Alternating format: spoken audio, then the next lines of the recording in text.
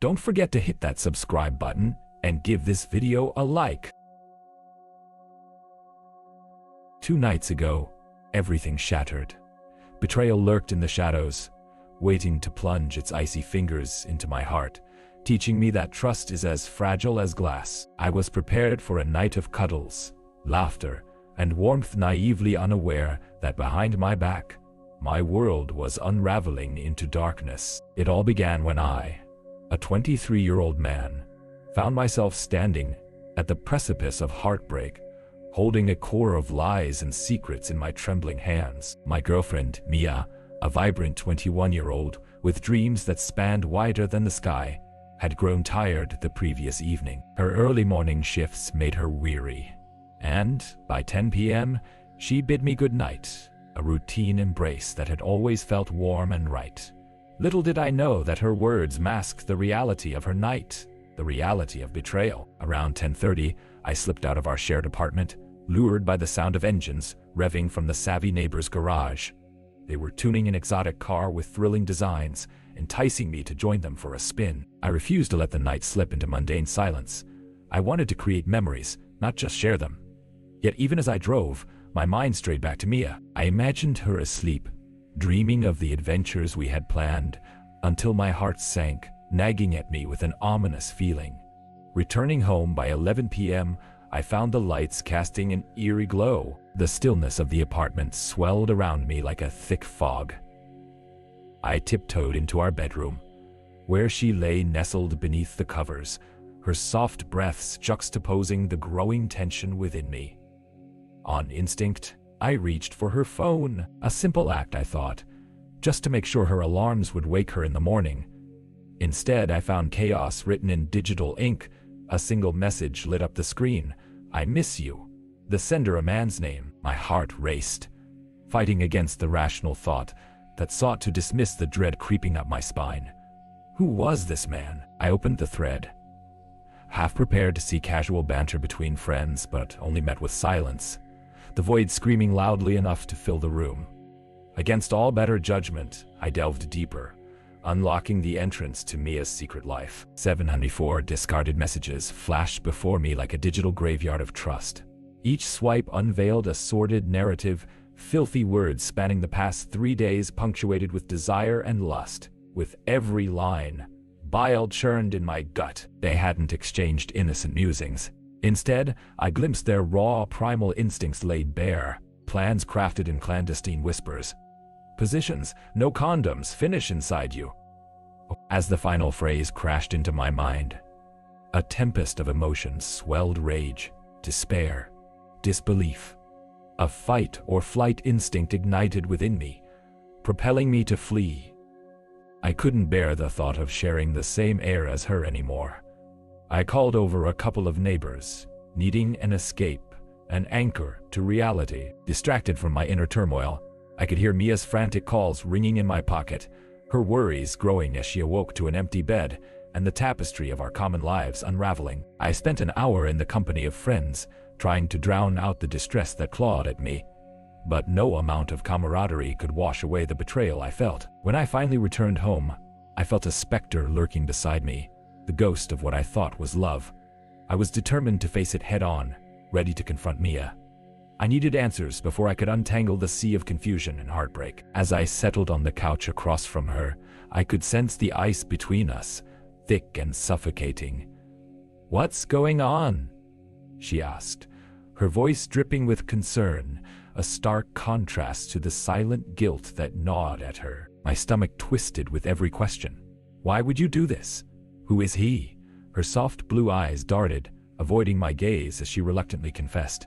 "It's my boss, 35 years old, married, 2 children awaiting his return each day with naive love." It felt like a scene ripped from the pages of someone else's life. I shook my head, dizzy with disbelief and rage, struggling to comprehend how she could traverse such a line between the sacred and the profane. Just hours ago, we were discussing our future marriage, a ring, a trip to Switzerland. I had let myself believe she was my soulmate, that we were building something epic. And here I was, face to face with the wreckage of my dreams. As she continued to speak, recounting her excuses, my heart tightened. I was just bored, you know. Life had become mechanical. I felt trapped, she claimed, propositions rolling off her tongue like vomit. A hollow, aching disappointment took root in me as I swallowed her justifications. So, your remedy for boredom was to crush the heart of someone who cherished you? Every word sent a shockwave through my body. I thought of her laughter, the way we used to revel in our routine, savoring the mundane moments of shared intimacy. How could she discard that for an escape into infidelity?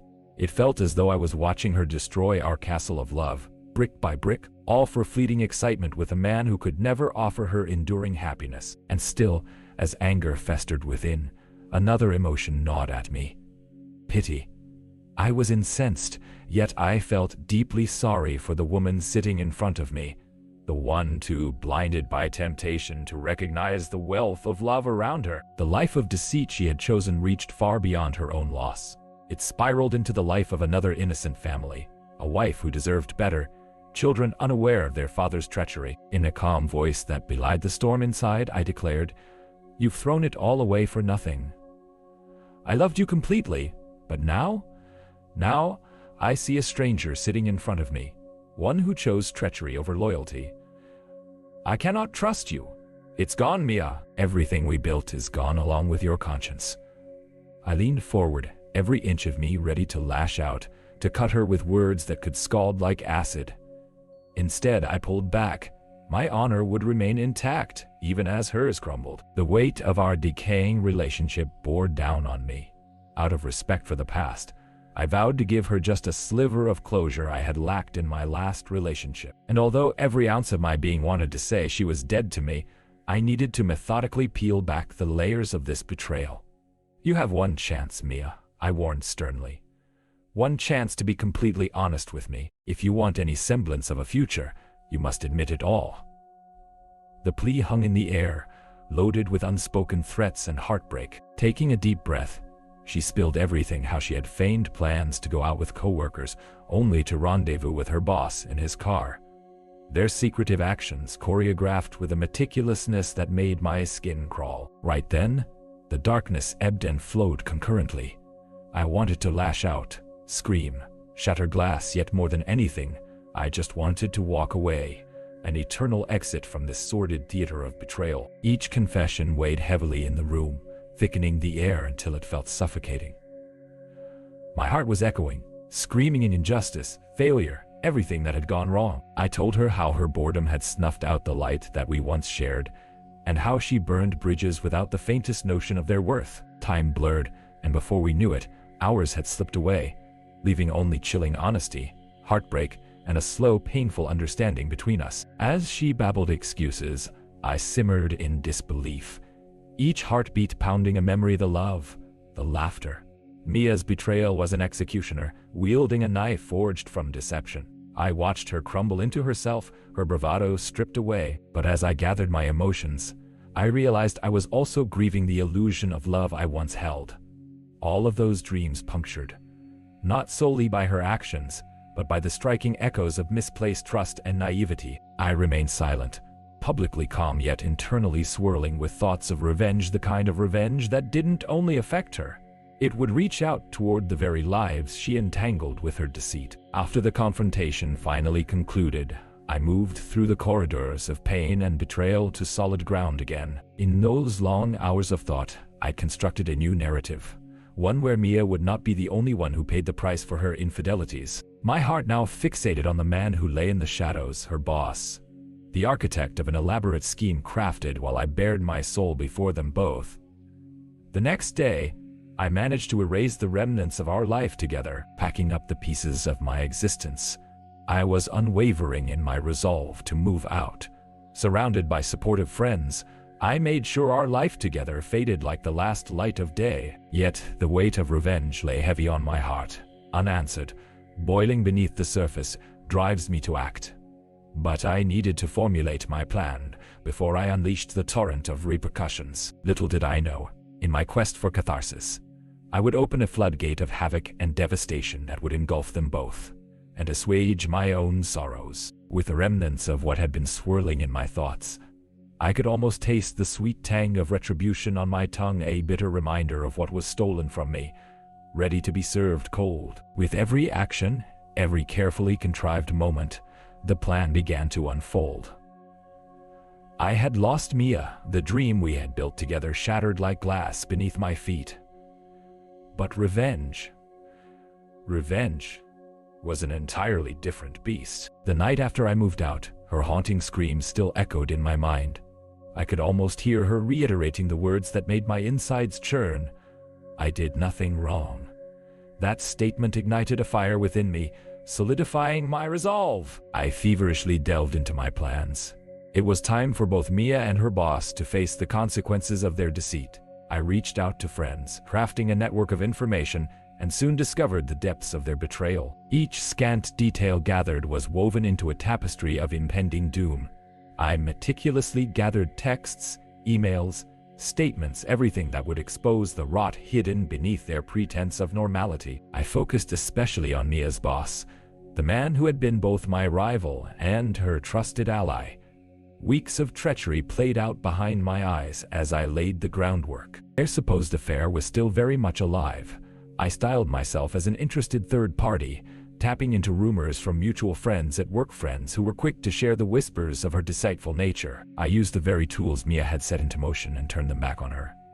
The details unfolded with an almost cinematic quality, each piece falling into place as I fueled the flames. It wasn't long before I reached the tipping point, a friendly encounter with Mia at a local coffee shop, a place I used to cherish with her. My heart quickened as she sipped her latte, oblivious to the storm brewing just beneath the surface of that seemingly mundane day. "Jake, what are you doing here?" she exclaimed, her expression morphing into that of surprise followed by an unsettling warmth. I feigned indifference, suiting the role of an unscathed bystander. "Just coming to grab a coffee, Mia. How about you? Still bored in your mechanical life?" The words dripped like honey laced with poison, a cruel reminder of her confession echoing in my mind. A forced smile adorned her face as she quickly glanced away, the facade of normalcy faltering under the weight of what lingered between us. It was time. I leaned in closer, lowering my voice deliberately, practically tasting the revenge unfolding like silk on my tongue. "You know, I heard from a little birdie that your boss is facing quite a bit of trouble at work. Something about some messages going around." Her eyes widened, and her composure cracked ever so slightly. "What do you mean?" she stammered, desperately trying to maintain her nonchalant demeanor. I simply shrugged, an apathetic grin crossing my face. "Just rumors, but you know how work gossip is.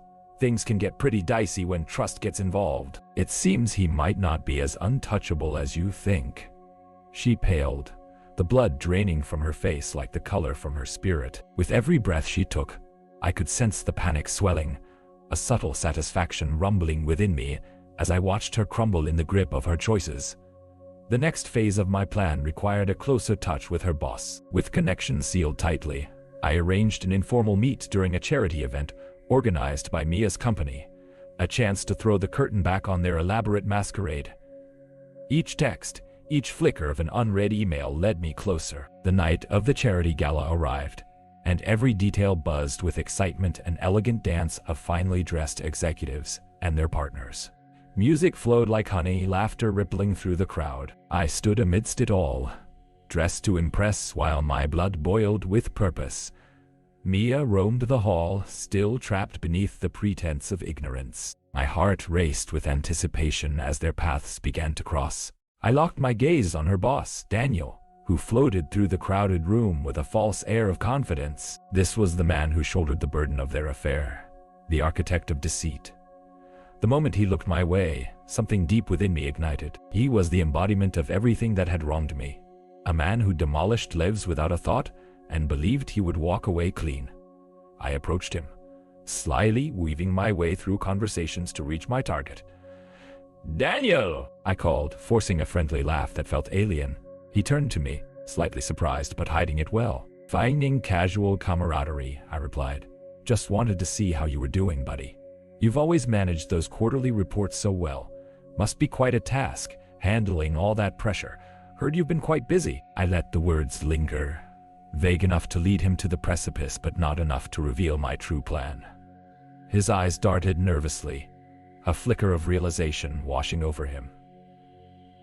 Still, he looked composed, too proud to crack under an illusion. You'll be a new infancy in trees, why do you all agree days where I did and go in? What rhymes? Yeah, you know how it goes. Nothing I can't handle. But you, how's everything going, Mia? At the name, a sickly smile spread across my lips. Oh, you know she still talks about you? I let the words linger, staring deeply into his eyes as I piled on the implications, trying to peel back the layers of his quiet facade. I mean, why wouldn't she? You made quite the impression on her. Desperate turned to someone who wouldn't blink twice.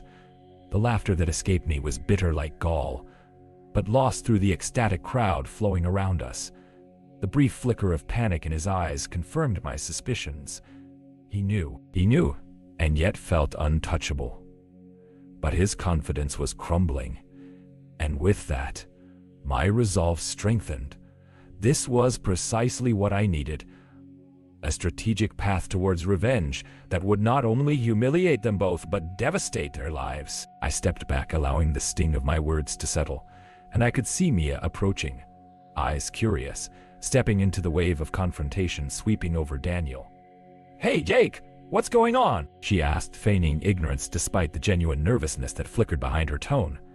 Daniel immediately adopted a mask of forced cheerfulness, and I could nearly feel the tension wrapping around us three like an insidious serpent. "Just catching up with Jake about work.